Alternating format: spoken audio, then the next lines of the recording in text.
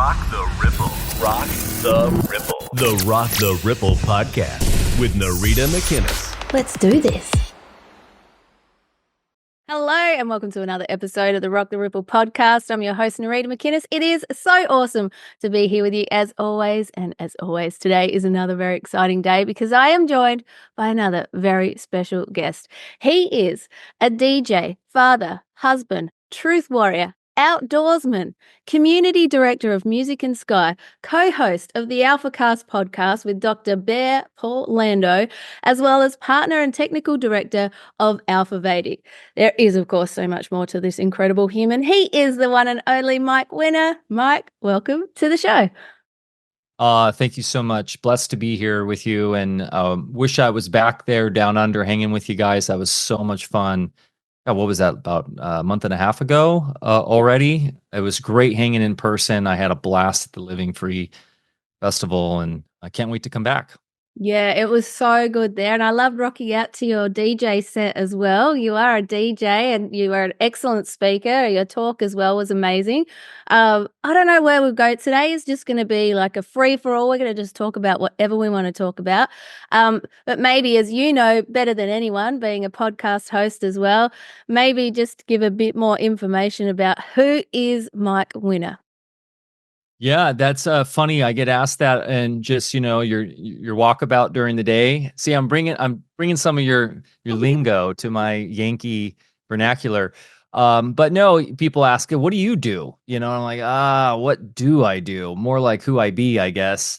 But yeah, like you said in the opening, I've been a truth seeker since I was a young lad, and I had some mystical things happened to me when I was younger, out of body experience stuff and kind of lucid dreaming that woke me up to the reality that this place we're in is much more than the material.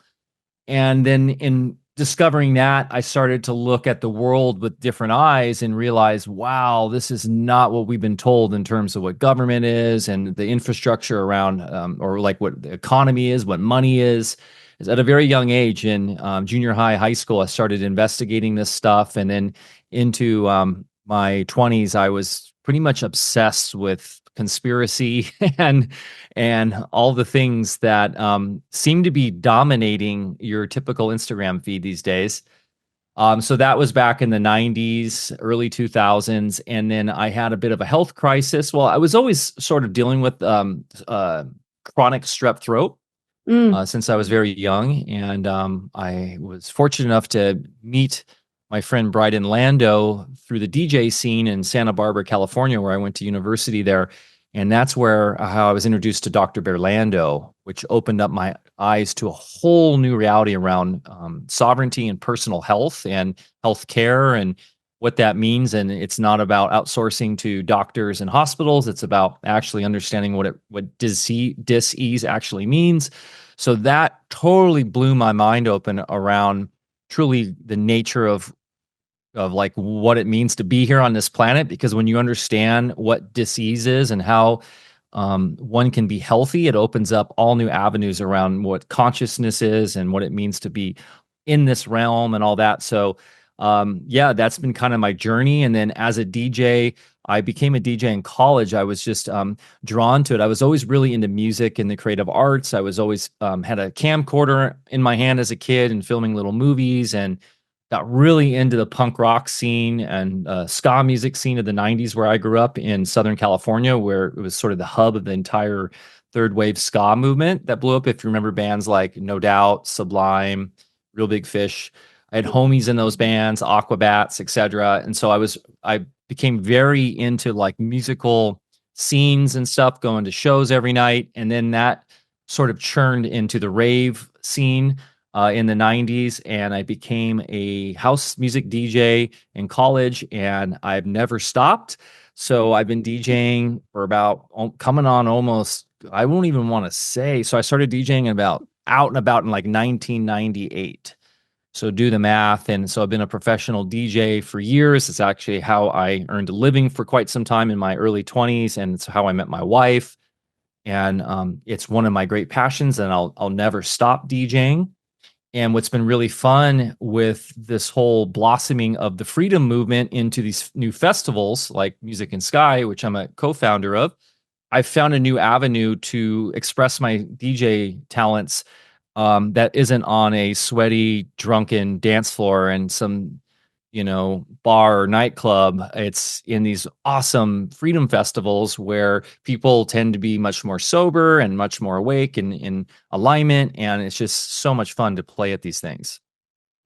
Yeah, I mean, and your set that night was just awesome, and it could have kept going, I think. And we had such an amazing light show happening as well. I mean, we're really spoiled. I feel the energy of the land was just amazing. You just loved it. You had some awesome photos as well of you just rocking out on the DJ decks. So yeah, it was awesome. Yeah, that was a lot of fun. That set is actually on my SoundCloud. Yes. So if you guys want to go check it out, it was quite a short set. I was just starting and it had to end. And I guess I could have kept going. I was honoring the slot that I was given. It was only basically a 45-minute set. But I guess Dave told me later I could have gone on. He didn't know I was an actual real DJ. He thought I was just one of those guys that said I was, because you get that a lot nowadays. You get people that are DJs. Yeah. I can't tell you, Narita, it drives me crazy. Just, everyone's a DJ now. And so, no, I definitely cut my teeth back in the day playing vinyl for almost a decade. It was funny.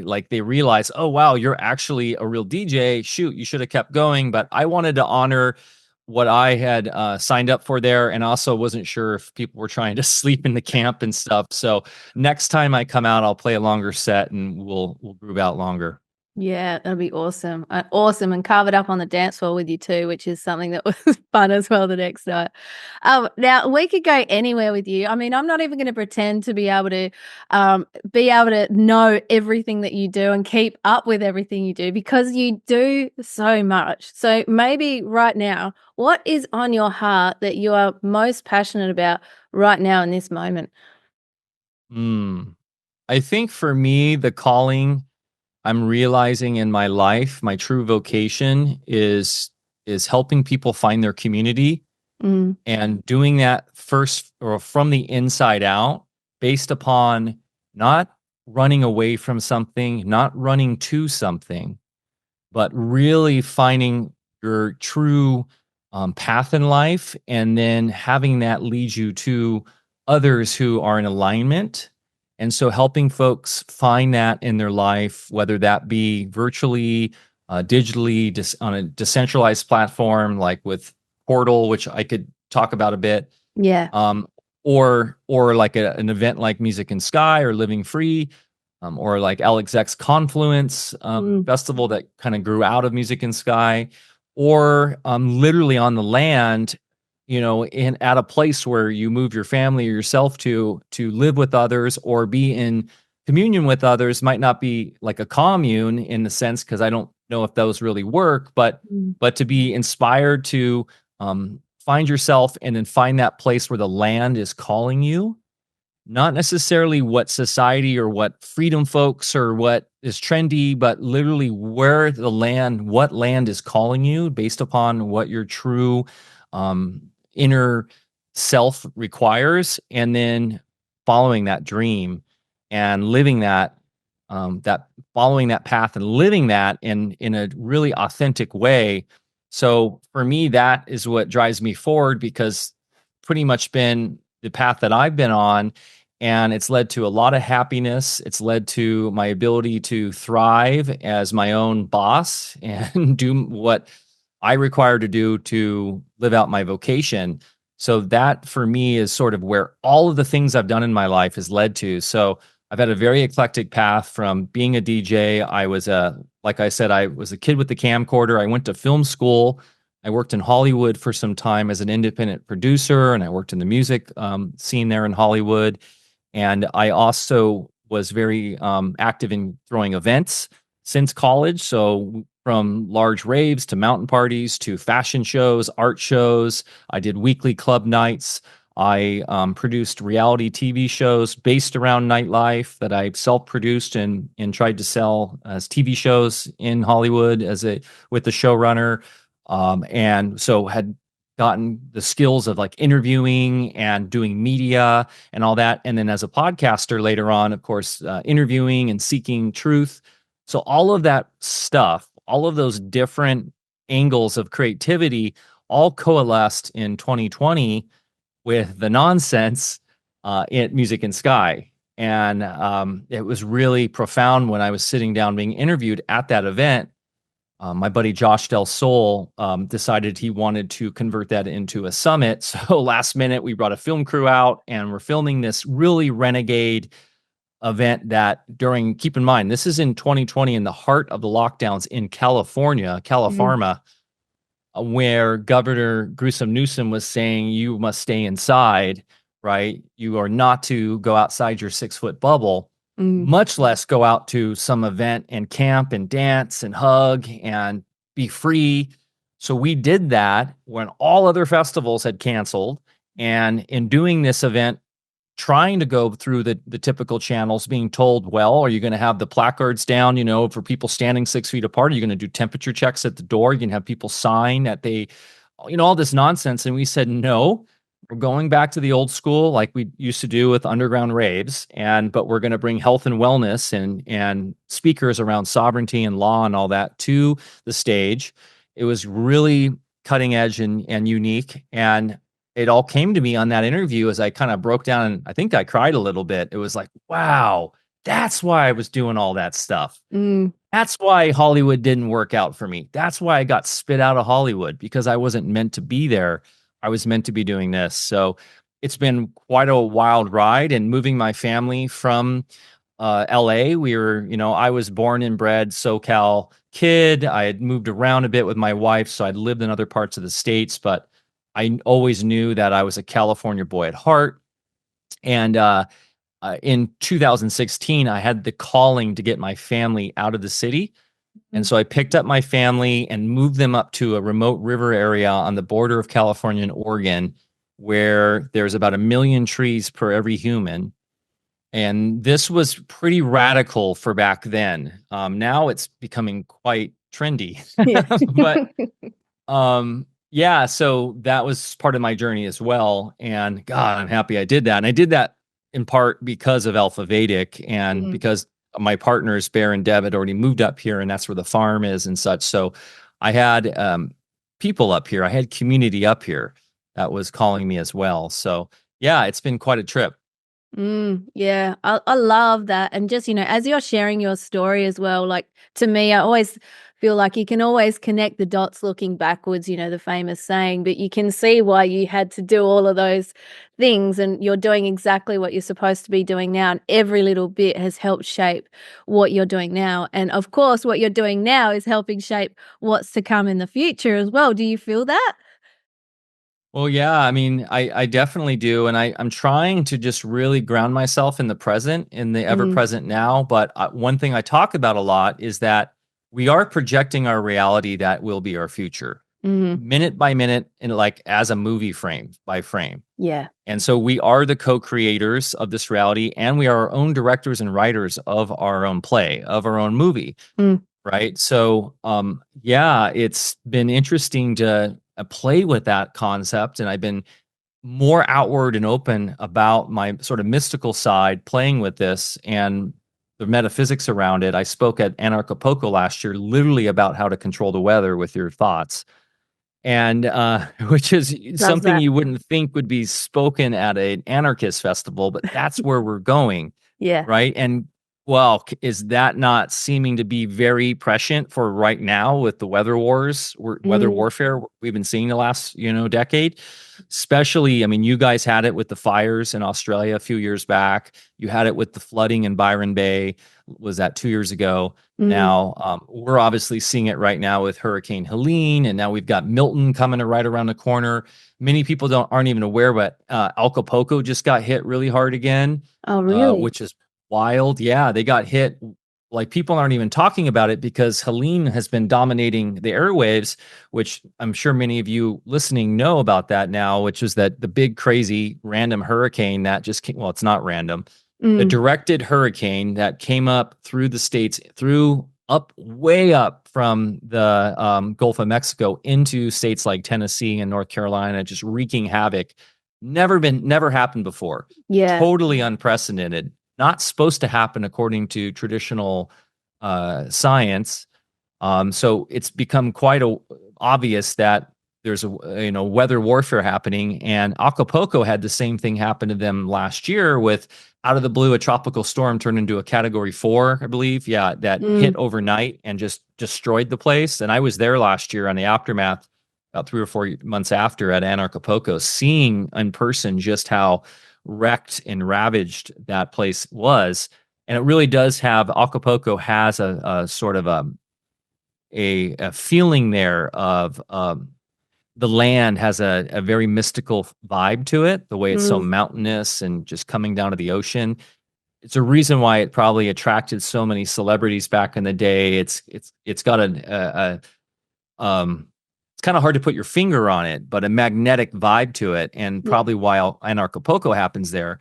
So it's one of those nodal points on the planet for change. And so they hit it again, and people aren't even aware of this. So over a week ago, another storm came out of nowhere and hit the town, hit Acapulco. Then it left and went over the ocean, recharged stronger, and came in as a Category 3 hurricane and caused mass flooding and destruction.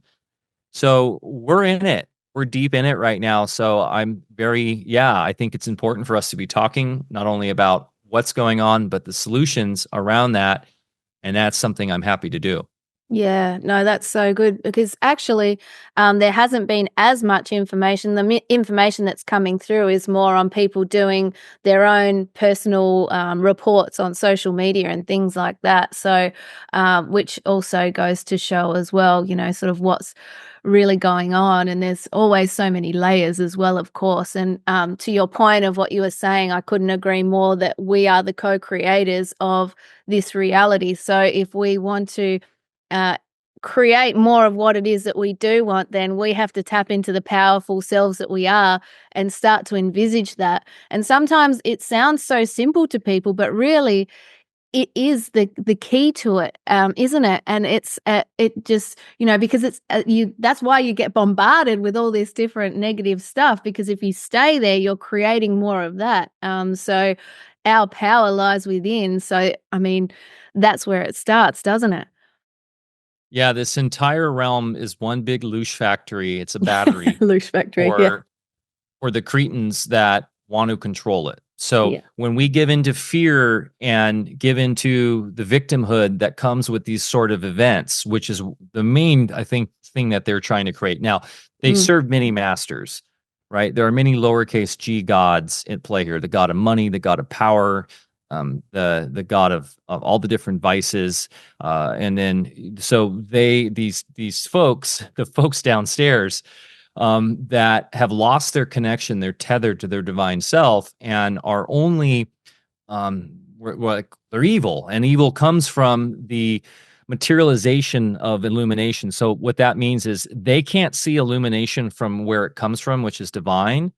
They can only see it coming from something material. So they have to work within the material framework here. So that is the nature of evil. The evil is the denial of the life-giving, divine nature of this realm.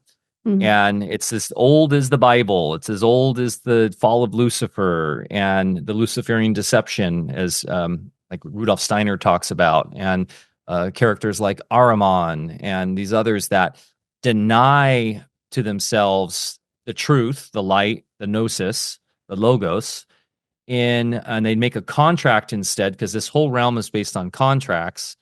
They make a contract instead to serve evil for their own propagation of the material gains that they can get. And the big trick here is for those who fall into materialism to believe in that is what matters, right? And so it is a spiritual back and forth struggle in some ways, but it's also just part of the school here of learning who we really are, and they in effect serve us to push us forward in our progression. So, you've interviewed Tom, right? Tom Barnett. Yeah.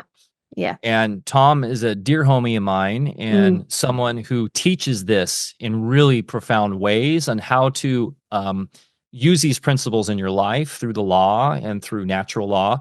And that's what we're talking about here. We're talking about the true natural reality versus the synthetic overlays and the fiction that they aim to constantly push on us and as offers so that we can continue to sin, which just means live without our true God-given rights and power, right? Sin as like in Spanish, sin, seen, without. So yeah, it's really cool to see so many people waking up to this. And I think that's why they're ramping up their weather warfare systems and all that, because they are trying to be the gods of yesterday to wreak havoc upon us. And like I was talking about this in a recent Substack, maybe last night, about how they're literally trying to represent their lowercase g gods like a Zeus raining down thunder and lightning upon us as a last sort of struggle to maintain their power. And they have to put in all the effort and energy to do that when all we have to do is just be. All we have to do is just be love. We have it such an easier ride when we understand that principle. Yeah, I love that. I love that. And it is, I mean, it comes back to the power of us, which, you tapped into as well, talking about Acapulco and talking about how that you would manipulate the weather yourself. Do you want to talk a little bit about that too? Because I feel like there's some people going, well, what did he say? Obviously, you can't do the whole talk, but yeah, maybe tap into a bit of that too.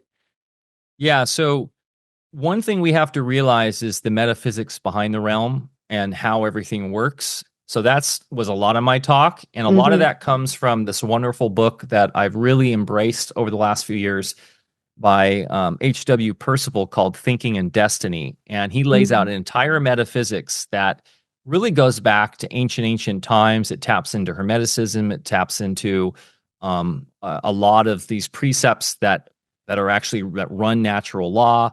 But he lays it out in a system that he was able to witness himself through a moment of illumination in the late 1800s, where he cracked through the matrix, if you will, and touched into the spiritual realm, into his all-knowing self. So it wasn't like channeling some other entity or something like that. It's in the very same way that like Paul had his awakening of gnosis when the light hit him, from the Bible. And a lot of these people like Walter Russell as well had a moment of illumination, and he learned how to tap into that all the time through proper thinking. And he wrote this book over like 30, 40 years called Thinking and Destiny. And in that, he lays out the metaphysics of the realm in a really profound way. But the short of it is that this entire world is alive, right? It is the physical realm is a manifestation of illumination of what he calls nature units, but it's the physicality is all based on living elements and elementals that are all alive. And they are here to do our bidding because we have progressed into what he calls a triune self. But what that means is we have all progressed, every single human here. And I don't personally believe there is such a thing as an NPC. I believe there's people who have contracted into behaving like an NPC, but there is no such thing as an NPC. If you are here in true human form, like you actually were birthed by a father and a mother, then you are a triune self that has a certain contract to do here. But many have, and those boys downstairs have found ways to hack that and to take the wrong course. But that being said, they can always change. They can always use rescission and repent and come back to the light. That being said, we are here to decree reality and to make the reality move forward so that those little nature units, the little sparks of all that form reality and matter can progress to become us as well. So everything is a line of progression from the smallest little fiery, what we call a fire element, which is the ignition of reality. And this goes like to classic alchemy of fire, air, water, and earth. Those are the four elements that form all of physical reality. From the smallest fiery element in the most etheric of spiritual realms that is just initiating into creation to what ends up becoming us and moving beyond us, it's all progressing to a finer and finer divine intelligence. until we go back to basically pure intelligence, or what many call like uppercase G, God, or source, etc. And so through that, as we are fortunate to have that, be the stewards of this physical world. Mm. And in doing that, it is our birthright to decree the reality to these elementals to do our bidding. And so when we know how to do that in the proper way, we can control anything. And this all has to do with how we think and how we emit thoughts. So this was sort of what I was breaking down at Acapulco. And then I gave a couple examples of how I did this. So in 2020, so I'm also a volunteer firefighter. Just throw that one in too. I'm actually on a bit of a leave right now from the department because I've been so busy and I've been traveling a lot. So I didn't feel like I was actually owning up to my responsibility. So I left. But I was a volunteer firefighter for 8 years here in this little town, mountain town we moved to. And in doing that, wow, talk about stepping out of my comfort zone. That's another thing I talk about a lot in terms of finding yourself. Your community is seeking discomfort in a way that is challenging you and challenging you to grow, because I feel like that's one of the epidemics of modernity is a total comfort zone people can just find, thanks to all the modern amenities and stuff we have, where we can hide in our comforts. And that does not stimulate progress, right? So one of the things that I love to do is challenge myself, whether that be like in 2018, I decided to start doing Wim Hof every day, and I only took cold showers for 16 months straight, like that. And things like that. But part of that, when I moved here in 2016, is my wife's nurse friend was like, your husband is able-bodied and young, like he should join the fire department. And I'm like, I'm a DJ, Hollywood producer guy. Like I'm into fishing in the outdoors and wilderness and stuff, but I have no idea CPR and like because when you're a firefighter, you're basically a paramedic. Yeah. You have to learn all this stuff. So long story short, I ended up jumping into it so that I could prove to this little community that I'm not some LA douchebag here to, just rain on everyone's parade, that I'm here because I care about the community. And in doing that thrust me into a whole new realm of service and really going out of my comfort zone and seeing a lot of things that were really disturbing, and waking my mind up to also this idea that, there are ways that there's all different levels of consciousness in terms of people. And we oftentimes in our circles will judge people because they're not quote unquote awake. But a lot of the people I worked with might have been like hardcore Democrats or fully jabbed, but were sacrificing themselves on the line for somebody in a car wreck or something. And it just really reminded me day to day, like there's all sorts of levels of awakening and levels of service. But that being said, in 2020, we had one of our first weather warfare that I remember in this area, that I was aware of in this area, of a large fire, a forest fire that came out of nowhere. It had initiated by a specific story that we had heard, miles away, like 60 miles away on another, far away from where we live. And we did have a lot of smoke coming, but we're like, okay, that's way away. No one was even concerned about it until then, like 2 days later, all of a sudden at 2:00, our entire town went dark and it became pitch black at like 2 p.m. Like bats were flying around and the crickets were out. It was wild because there was such a heavy plume of smoke that was covering the sun. And I was like, this is really weird. This feels wrong. Fire is supposedly really far away still, but I actually had my family evacuate. And then at around 3 a.m, the fire alarm went off, because in our town, when someone calls 911, literally an old school fire alarm goes off. Oh, really? Yeah. Like a bell, woo, and like wakes up the whole town. And the power was all out, so people weren't getting the emergency calls, if I remember correctly. But what happened is somehow the fire had gone like 70 miles or more in like a few hours overnight, all of a sudden bearing down upon our town. And it was still a ways up the road from us, but technically in our town. And so we got an evacuation notice at like 4 a.m. that basically a level 2 evacuation, like you must evacuate. Maybe it was level 3 actually, out of nowhere. So basically I ended up, as part of the firefighters, volunteers, we had no help, no assistance from the feds or California because of all the fires that year that were going everywhere. So it was up to us to be first on the scene. And that first night, I was stationed at this 120-year-old inn right by the fire that we were protecting. And there was just this massive fire bearing down on us because the easterly winds were pushing at us at like crazy gale force speeds. And it was obvious that it was a condition where set up to really, bring hell down upon us. If these winds continued, our town would be gone probably in a day or two. And so I called upon the Alfa Vedic community to join in me with doing what we call decrees, to decree to the air elemental and the water and the fire to turn around. So the air elemental to turn the winds from east to west and to push the fire back. And I was literally sitting in the engine in the parking lot at this old inn, and I was doing this meditation work, and I just visualized myself leaving my body and flying over the fire and decreeing that the winds will push the other way. And I was doing that for probably an hour or so. And it's funny because my buddy, who is the engineer there, he's half Native American, was like, "What are you doing?" Because I had my eyes closed and I was just like meditating.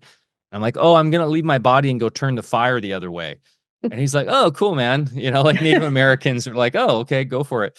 So within like 3 hours, we had in a somewhat miraculous turn of events. When it's not miraculous when you understand the science of it, but we had thousands of people doing this with me. But the wind shifted; it came off the ocean and turned the fire the other way.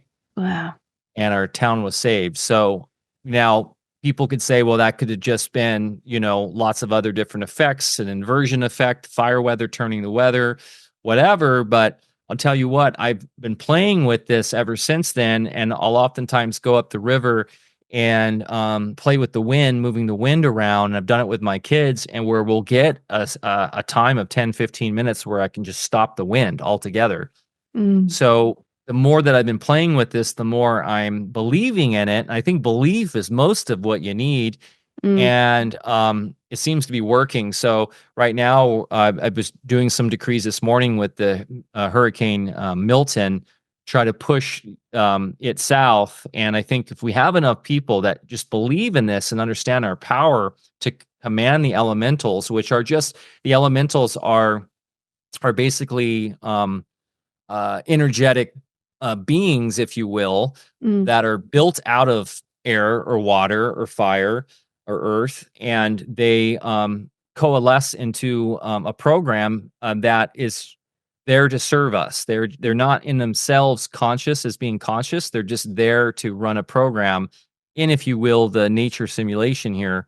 And so ancient alchemists understood this, like ancient mystics and all sorts of different traditions understood what these elementals are.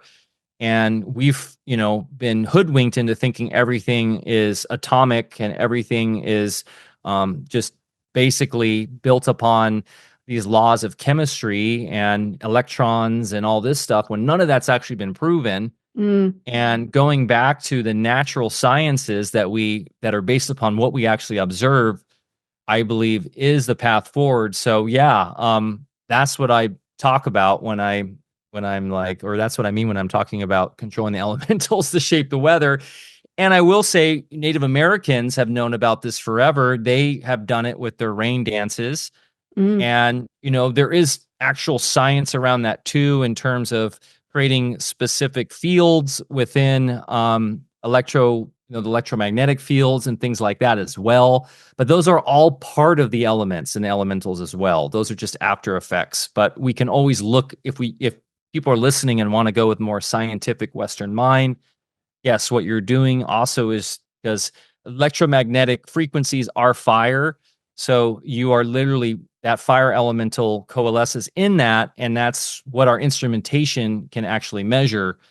But yes, there's all sorts of different technology, like orgone technology, like if you've heard of orgonite, and that's what HARP's doing. That's what they're using, but they're doing more of a synthetic overlay and synthetic process there. They're not actually directly decreeing and controlling these living elementals. So we are way more powerful than the weak technology they have. Yeah, I love that you shared all of that. That's so cool, Mike. And I think for people who might not have heard this before, or maybe they do, I think truth resonates as well too. So, just being able to, I mean, really it comes down to using that imagination in your mind to be able to do that. It's simply visualizing what it is that you want to create, isn't it? If you're going to put it in really simple terms. Totally. That's Yeah. in the end, that's like Raymond Grace. It's funny. And I love to check in with him with everything that's happened because he's literally from Appalachia, but he's this American total like hillbilly cowboy mystic. Yeah. And his whole thing, and he is all about just the power of belief and imagination. That's all it is in the end. And that's what formulates our reality. So I get into this more esoteric sort of metaphysics of this stuff, but it is that simple. And he does things like that where he can totally change negative fields and chaos in places that might have dark energy. He does it with just a simple process that just comes down to your belief systems. And he's just, like he says, he's just a simple hillbilly from the hills of Tennessee. So anybody can do this.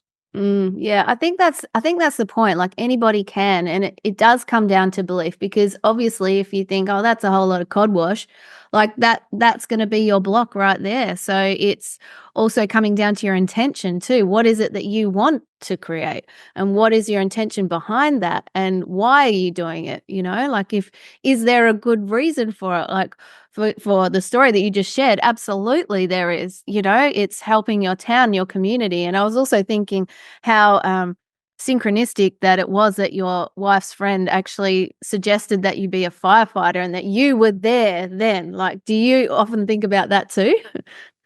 Well, yeah. So that's how destiny works. So Yeah. we live in an amazing soup of all these everyone's thoughts. So yes, we are here on an individuated life journey as our own hero in our own life, right, in our own story. However, we're also all co-creating this reality together. So every person that comes into your life, that destiny is from lifetimes and lifetimes of what you've thought out into the world, and what you've done has brought them to your life for that specific time. It's so beautiful. Nothing is random. There are no accidents. It's a perfect reality when you understand how it all works. And so having that idea of agency and responsibility with every thought that you release can be quite daunting at times, but it's also empowering. So this is something what I really love about Thinking in Destiny in that book I was mentioning is that it explains how all of this works and how literally there's no such thing as an accident. So if you've had a day where and if you think back, like I think back to times when the few times I have been in like a car accident or something, typically that day it was frenetic, it was chaotic. I wasn't in the right place and wasn't in the right mind. And I was kind of led right into that. It wasn't just a pure happenstance accident. Now, the scientism cult of our day, the materialists and those in conventional thinking, they want us to believe that everything is chaos and random. It's all just a big bang of randomness, and we're just came out of the goo. We came out of we're pond scum that somehow evolved from a monkey to this. Yeah. And that's all part of it because they want to decrease our innate power. But when we understand that every single thought that we initiate, that we agree to send through, that you're right, there is a process where we judge that thought through our rightness and reason. So through our own thinker and our conscience, our own internal law. And we know when we're doing right or wrong. Yeah. We do. Now, maybe some people's apparatus is so broken that they've lost that ability, and that's where we get sociopaths and psychopaths. But I still even think they deep down inside know. But but yeah, we know. So that's a very, very, very important part of manifesting our reality is the moral side, Mm. and living a moral, upstanding life. That is critical for moving forward and progressing towards greater illumination. Yeah, it so is, and I couldn't agree more. It's just your moral compass. I mean, if we all just lived from that place, minus all the shit that sort of put on us and there to sort of confuse, like it's pretty easy, isn't it? And Yeah, I shit's a mean, technical term, by the way. well, sometimes that's the best way to do it, Rita. Yeah, It's like keeping it simple because they like to overcomplicate everything. yeah, They try to make everything so, I mean, they've made everything with the language modeling and the vernacular. That's all, and everyone's specified now. Like everybody has their very little specific niche of what you're supposed to do in your life. Where mm, I'm actually a generalist. Like I was opening up with, I'm a jack of all trades. That was always something I always had issues with as a child because mm, we're taught, like, what are you going to do in your life? Like, what yeah, specifically are you going to master, and that's going to be your life. And, are you going to be a doctor, a lawyer? Are you going to be a engineer? And then and I was like, I don't know. I just want to create stuff, yeah, and do fun stuff. And I think that's another trap of modern society is overcomplicating everything. We saw that during, I don't know if I have to use code words here, but yeah, the Covidius erectus, we'll call it, yeah, um, and the Covidiot erectus. We saw that where it was so common sense that wearing masks in your car by yourself was stupid. I think that's a ridiculous example, but even just wearing masks in general out in public or the 6 feet apart, how ridiculous that was. Or for mm, me, the big one was asymptomatic spread when they were pushing that. So I have no symptoms. I'm totally healthy, but yet I'm still a vector for disease. That drove me so up the wall. I actually became a bit of a keyboard warrior on Facebook when I was still on Facebook at that time, and getting all these people are like, who are you? Like, these are what the experts say. And then all these like ridiculous, really complicated scientific journals trying to explain why asymptomatic spread is a thing. mm, That is the total trap. That's one of the like word spells that they use, is they try to make everything so complicated with their languaging and with mm, the specific modeling of vernacular and techno jargon, that it like forces us to stop believing what we truly inherently know is truth, right? mm, So yeah, just going back to having fun and being simple and like just believing in what your experiences in art and what you see and what you internally know just from common sense, right? Like mm. that's where we need to get back to. And I see a lot of that growth and wisdom coming back to our communities, which is great. Yeah, I think you nailed it. Like that is what we need to come back to, keeping it simple and following our gut and really following our intuition and really our knowing as well. Like it's been an incredible opportunity to be able to learn how to discern and to learn what feels right, what doesn't feel right. And I think there's always, and I know you would agree with this, there's always so much beauty and blessing in the crappiest, weirdest times, which it has been. And so much good has come from it that you wouldn't change it for anything because, I mean, we wouldn't be connected otherwise, It's just things like that. And there's so many people that are helping each other and everyone is growing and evolving because of all of these things that it's to be grateful for as well, and for the evolution of all of our souls. Do you feel that too? Yeah. Yeah. Yeah. I mean, I've said this many times, COVID was the greatest gift. Mm, And look at the numbers around it, 2020, right? Like it brought 2020 vision and mhm, sharpened our wits about what this reality is. And it had to happen. It had to happen because we were straying so far from our true path. And I'm not, justifying what happened. mm, Obviously, it's yeah. horrendous. And I'm not saying those who manipulated the all the systems to create all that misery and pain should get away with it. They have what's coming to them. Mm, The karmic repercussions of those, even the follower, like the rule followers, those who were just marching to the orders, they all have insane karmic repercussions that are coming their way, whether mm, in this life or in their next or whatever. But that being said, there is also still this idea of balance, right? And rhythm in the reality. This idea that everything has to get back to there's a rhythm. So something goes this way, eventually it's going to shoot back the other way. And I think 2020 was sort of that pendulum swing where it was kind of at the extreme and forcing us back the other way. And now we're kind of, I think that the pendulum's just going really fast right now. Yeah. So we had, the health stuff. Now we've got the weather warfare stuff. And then we'll have, the next things people are saying, I don't know if it's the alien UFO thing, or it could very well be some sort of AI, virtual reality thing. I don't know, but it's speeding up. But also at the same time, I believe that people are also kind of stepping off the seesaw. Yeah. And they're realizing that they don't have to be part of that. And I think that's really powerful too. So yes, reality is always doing that, but we can choose how we want to engage with that. I really believe that. So that's a big thing that I'm a proponent of, is understanding that there is the physical public aspect of the nature of this place. And then there's the multi-level fractal nature that is the true reality. And that's sort of in the private, that's nature, but that's even beyond nature. That's just inherently who we truly are. And when we come back to understand that, we don't have to play in all that nonsense.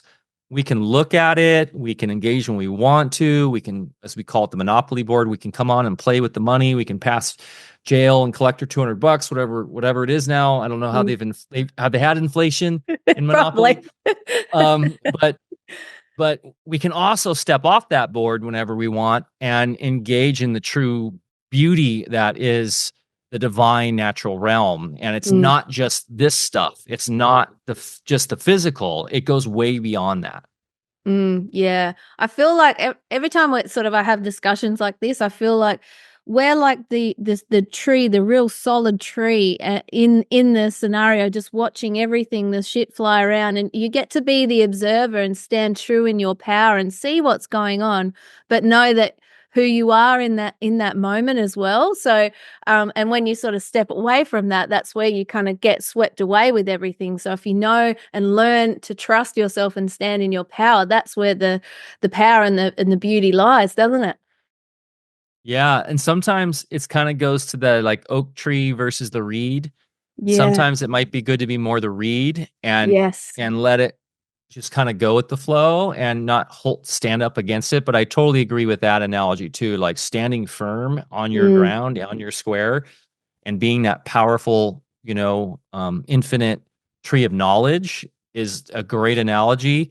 And one thing I've talked about recently is this idea of the river of life, and like how the river of life is never ends. Like it's a continual stream, and you can jump onto it and jump either and choose what ship you want to ride on. So you can go down the ship of fools, down the waterfall if you want, or you can jump onto your own dinghy and take charge. And that could be a little scary because now you don't have a captain telling you what you're doing, and you don't have shrimp buffet, and you don't have the massages and things, but now you're free to choose your path. Or you can step off the river and you can step on the shore, and and that's the ever present now.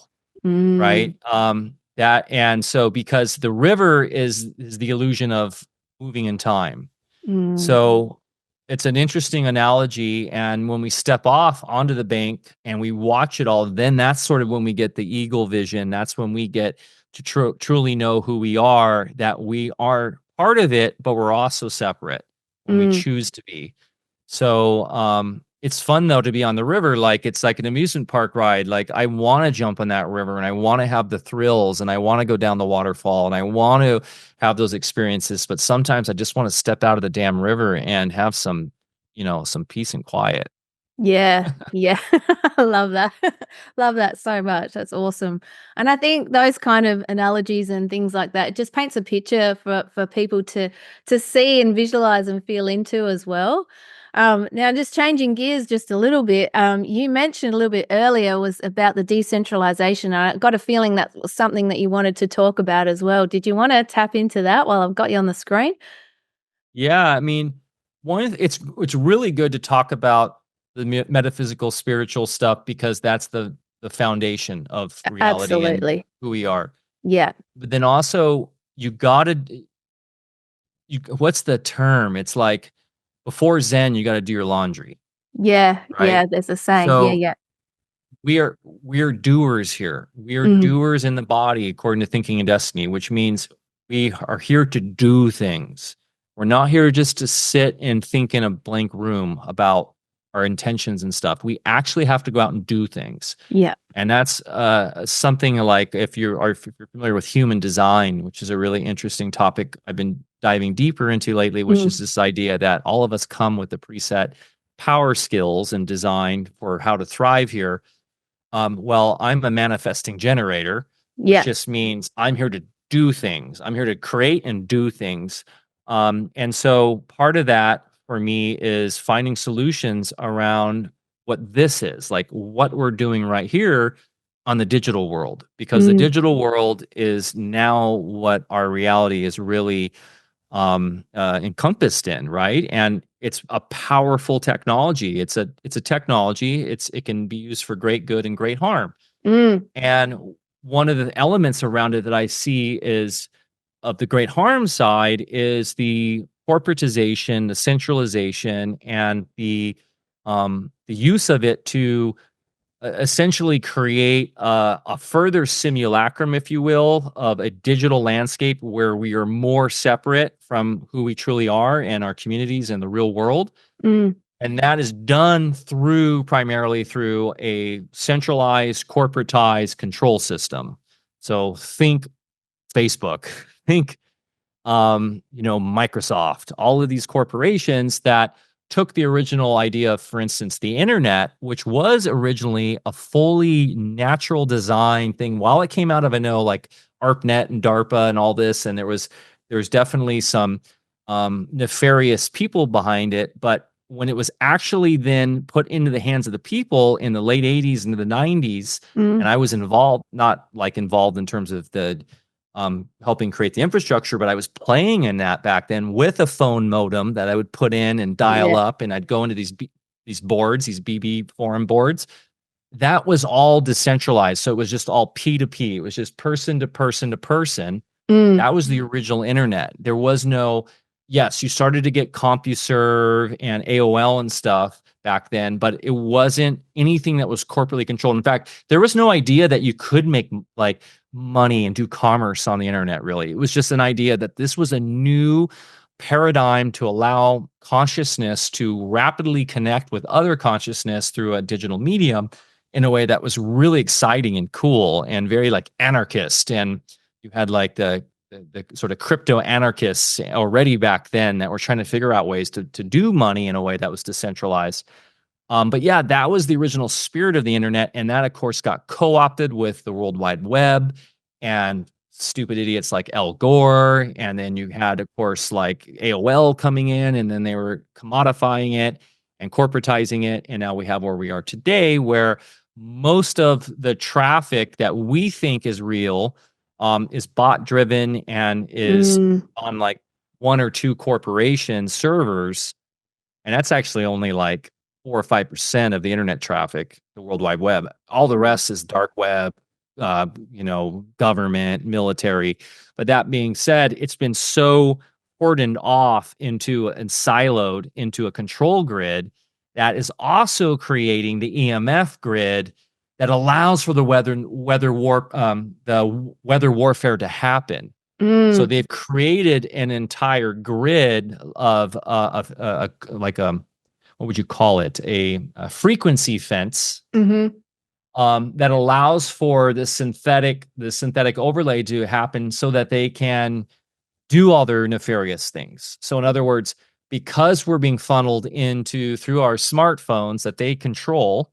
So, and I'm guilty. I've got an iPhone here, but I've also got,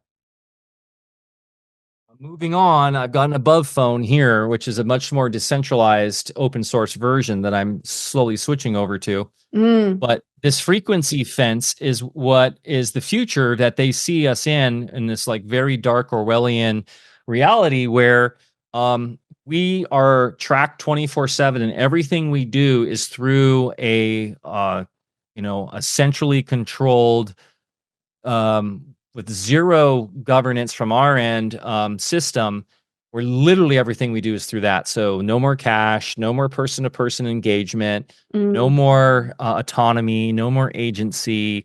Literally living in a virtual simulacrum that they control and that they also feed off us. So like literally the Matrix movie, where we're in these bubbles being fed off of while we're living in this virtual world. And so for me, I was like, whoa, that can't happen. So what can we do? Well, we should go back to first principles of what the internet originally was. And so I was lucky enough. Well, actually, the original problem I was trying to solve was on the money side. So that's something I spoke at Living Free Movement. That's another huge thing I'm involved with, which is how can we get back to transacting in commerce in the private that's conducive to natural law and to natural design.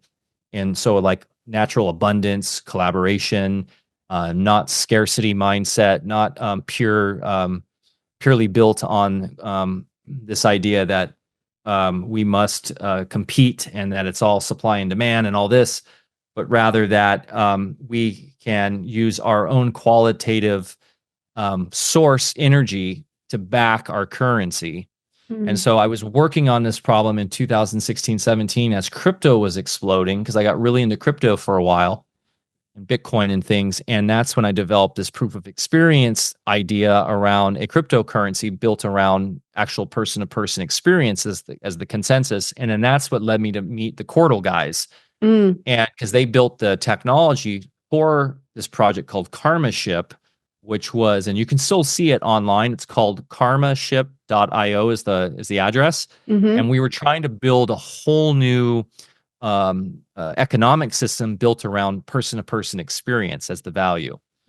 And so Cordal guys actually could make the technology come together. So these were just like a bunch of cypherpunk crypto nerds that really wanted Bitcoin to be Bitcoin, and they wanted the first principles of the internet to still be here. And that's who I've been working with ever since on this project called Cordal, because Karma Ship unfortunately sort of got not hijacked, but my partner, who he had, and I love him to death, and he had good intentions, but he had, the money he invested in it was from his father, and his father expected corporate governance, CEO, all that stuff that comes with things, and it kind of destroyed the project. So I had to leave the project, and I went to Cordal all the way instead. And Cordal has maintained its integrity and stayed to those principles of pure decentralization and all that. And so what Cordal is is going back to those first principles of the internet. It's a whole separate infrastructure internet platform. Right. So it doesn't play on the World Wide Web. It's its own thing that allows us to do everything you can do on the internet, but fully person to person, fully decentralized, and fully engaged in an economy. It has its own economy based on time, proving yourself over time. So it's a fully parallel, different system that's in the private, that is not playing in anything in the public. So no fiat money connected to it, no trademarks, no patents, no corporation behind it, no centralized even like, and there are some like the founders and stuff, but it's totally in the ethers. So you can go check it out at QORTAL.org. We launched it in around 2020 from the ground up. So its code base is all unique and custom. It's not a fork from another crypto. It does have a blockchain involved with it, but it's so much more than that.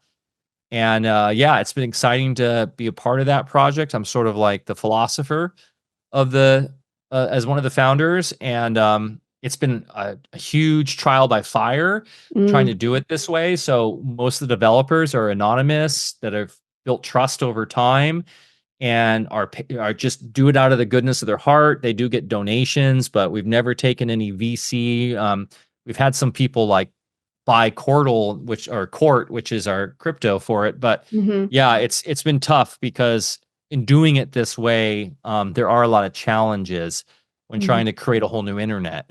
So But yeah, it's been quite a ride, and I'm talking with Dave from Living Free Movement, Armstrong, and Cal Washington, and a lot of these guys about using Cordal for their things that they're doing on the law side. We've had a lot of censored people that whose channels have been taken down use Cordal, because Cordal can do it all. It has decentralized apps on it. So we've got QTube, which is like a replacement of YouTube. We've got Q Shop. We've got we've got an amazing Q Mail, which is the most, I would say, the most secure and unhackable email on the planet. So yeah, check it out. It's at the very dawn of its time. It's way ahead of the curve. So people still aren't really getting it and don't see what the use case is yet, because they're still, easy, just through convenience, going on Instagram, using their smartphone to use Gmail and the G Suite stuff, all the Google stuff, and not realizing that they're being tracked and traced and harvested, and helping feed the whole frequency fence that's causing the weather wars around us, causing the war in Israel, all of that, literally by using this technology.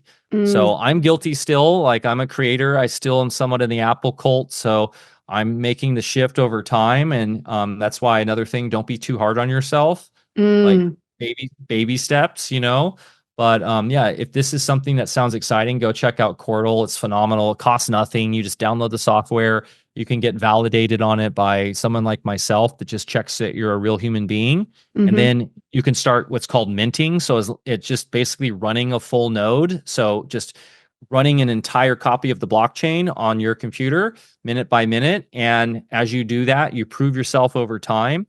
And then you share in the pie of everybody shares in the rewards every block. So it's not a competition model. It's a collaboration model. And yeah, it's been really cool to see it grow and get to where we are now with it.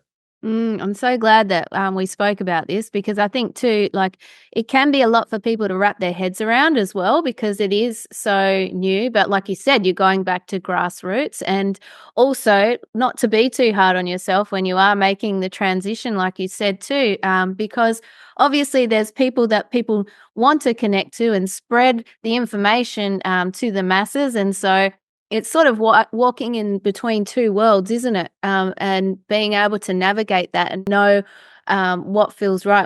And we'll definitely link it in the description so people can click through. But I really loved how you explained that. So basically, it's just you download a software. It doesn't use the internet, but does it use the internet to download? Like, I guess that might be a really silly question, but no, but that's the crux of it right now, is that we're still hosting the open source software on the internet to get to it. So that's sort of a paradox, right? And then it does use internet service providers to connect. So you're on your own network, you're on the Cordal network running its own software, but it is on your computer, and we are going through the gateways and the using the fiber optic lines and the under the sea cables and everything to connect everybody. But we are working on solutions to get off that. That's like the final thing to get off of.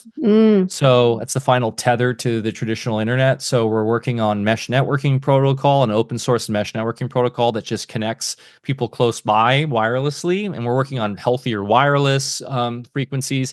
And then we're working on satellites. So whether that be a balloon or whatever you think, but or point-to-point tower connections, there's like LiDAR, there's like all sorts of technologies that we're looking into, and to get off the traditional ISPs. But what I say from a more just economist perspective, because those cables have been laid out by the tech companies and the telecom companies, and they're not the most secure, actually. It's shocking like how insecure our internet ecosystem is, that people don't realize that there's just these cables underwater, and that there's literally been sharks that have chewed on them and taken out whole swaths of internet in Asia in the past. And I know they've made them stronger now to take the blunt of a shark attack, but still, like, if Russia wanted to take out United States internet infrastructure, they could go down and just start snipping those cables. The reason why they don't do that is because that's all smoke and mirrors.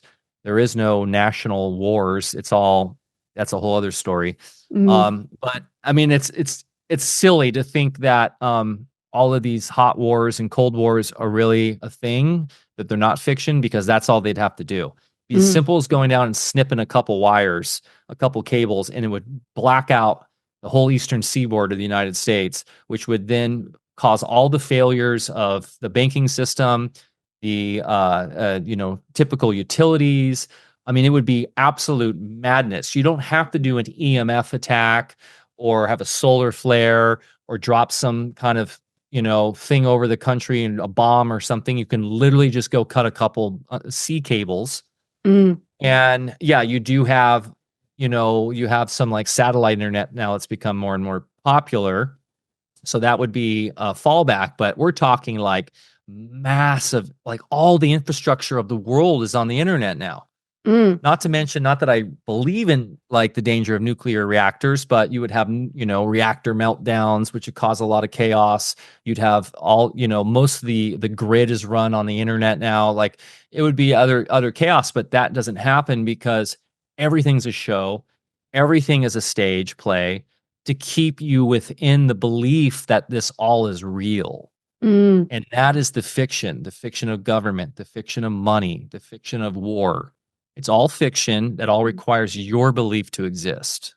Yeah. And even just touching on the point with all the cables underwater, I think there'd be a lot of people who don't even realize that that's the case. I mean, because we're told that everything's up here as well. So even those kind of things are the case too. So yeah. And I mean, it's, I guess with the software as well, going back to that, it's just, I mean, it's no different to downloading a hardware wallet that you would for crypto and things like that. It's that sort of thing. So for anyone who's sort of wondering or thinking about it, definitely have a look at it because it's we're the creators, going back to that. So if we want to see the change, we've got to create and do it too. Like the law of attraction has the word action in it. We've got to take the action as well as envisage what it is that we want so that we can bring it all to life. Thank you for saying creator. That was the original inspiration behind Karmaship as well. My partner and I were trying to create a platform for creators so that they could monetize themselves outside of the system because we were coming from music and media and stuff, and we were seeing just how these artists were getting destroyed by Spotify and all and even before that, obviously with the record companies and the labels, and then coming from DJ culture, just all the agencies and stuff. And we were trying to figure out a way to create like a creator coin that was based upon the experiences you're offering through your creations. And that's what Cordal does. So Cordal has its own decentralized exchange on it. It was actually one of the first, if not the first, true decentralized exchanges that was launched. And what that means is you can swap like Bitcoin or Litecoin or the coins that we support directly to Court or Pirate, which is a privacy coin, without going through any middleman. Called an atomic cross-chain swap or a swap. So you can do that. So it is a hardware wallet. So it is a wallet. Yeah. And you can store all those coins on there as well. That was like one of the original things that was that's why Cordal was called Cordal. It was like a portal for exchanging coins. That's originally what it was. And then it's grown into its entire like ecosystem platform now. So, but yeah, great point. It's really, in the end, we're all here as creators. We're all here to manifest our imagination, and we have equity in that, and we should have a means to be rewarded for that commercially outside of like the merchant law system that is really set up to put us in debt. We are the creditors. We are the ones that create the reality. So we should have a system in play that rewards us for that. Love it so much. Now I could talk to you all day. So I know that you've got a lot of other stuff going on. Is there anything that you want to share? I mean, I know you've got Music and Sky, you've got everything that you're doing as well. Like, is there anything that you want to sort of really let people know about right now that you're sort of working on aside from those things that you've already mentioned? Well, Alfa Vedic is growing in spades. I'm really proud of that, what we've done. And so we do a weekly show with Barre Lando being one of my mentors. Check out alfavedic.com. It's really the grounding force, the central spoke of everything that I do. So that I'm excited because we have a whole new product lines we're launching and really going to the next level of the commerce we're doing, because that's all to like self-funded. We've never taken any outside investment. we built a model of a regenerative business model that people can follow and replicate. So Alfa Vedic is something I'm very proud of. And also with Music in Sky, we're branching off to, we're sort of leaving the event creation brand, if you will, or story of what Music in Sky is. And are now transversing into being a community development platform. Wow. And so we are working with some very bright people to create a whole new way to find community and move to the land in the private and actually join a community that is based in privacy, private and true natural law, but also engaging in the creative arts and all that, and to actually move and live there and to have a community that you can be in that is not falling under the pitfalls of like the past communes and all that and stuff, like, because it's based in natural law. So that's really exciting. So that's where we're moving to. So we're looking to do our first land purchase and do that in a way with a land patent and have it where people can come in as equity owners, but also you have your own parcel. So basically you come in and you get your own land in there in the private, and we'll have an event space and do our Music in Sky event there. And then repeat that all over the world. So that is a huge project that I have other people involved with, and that alone would probably take up all my time if I just focused on that. But luckily, I've got some amazing partners and people coming in that are really passionate about that. So I'm very excited about that. That's and so then, cool. yeah, just keeping my cup full with my family and being the best father and husband I can be, and yeah, it's just nonstop, Narita. It's just every day. Every day it's something. You're a good man, Mike, and I think you do so much for the world, for your community, for yourself, and pouring into yourself to give to your family, and you've got such a beautiful family as well. I mean, there's just so much, and I think it's just so great that you're doing that. And I mean, right now, I mean, I feel like we did come here for this. Do you feel that we came here for this time and to do and be all that we came here to be? And you're definitely an expression of that. And I think all of us have that potential. And when we tap into it, that's how we shift consciousness, and that's how we change the world. And it starts just with us, doesn't it? It does. I mean, that's our destiny. Our destiny has led every single soul in this realm, in this planet, whatever you call it, here for a reason, for a soul, for a specific purpose, whether that be somebody who's here to educate, somebody's here to just bring the light to a dark place, somebody's here who's just to keep it fun and light, or somebody's here who's to really learn about themselves in a profound way that maybe they haven't been able to for lifetimes after lifetimes. Because I'm a huge believer in reincarnation. Absolutely. And I believe that you can't have a world of justice built on justice without that. And yeah, so everybody has a role to play. Try to find your role, be easy on yourself, keep it light, keep it fun. Remember that the love and life principle is what dominates here. This is a place of divine love. If you feel like you're alone, ask for help. Don't be afraid to ask questions, and don't be afraid to be vulnerable, and don't be afraid. Absolutely. Oh gosh, I love that so much, Mike. I love that so much. So for people who have been tuning in, they're like, okay, where's the best way for me to find Mike? Like where will we send people? Do we send them to the Alfa Vedic website? Do we send them to your link tree? Like what's the best way for people to I connect think with my you? link tree is great. My Substack, if you want, I do a little post every day. So I feel like I'm putting most of my energy into Alfa Vedic. Of course, we do our weekly show, Alfacast, every Thursday with Barre Lando, and it's a really awesome show. It's what's help get me out there, and why I was in Australia and such. But yeah, my link tree is great because that lists like my SoundCloud page if you want to listen to my DJ mixes, and find me on Instagram and Alfa Vedic and Chordal and Music in Sky and all that. So probably the best place. But yeah, Substack's great. Please come find me on Substack.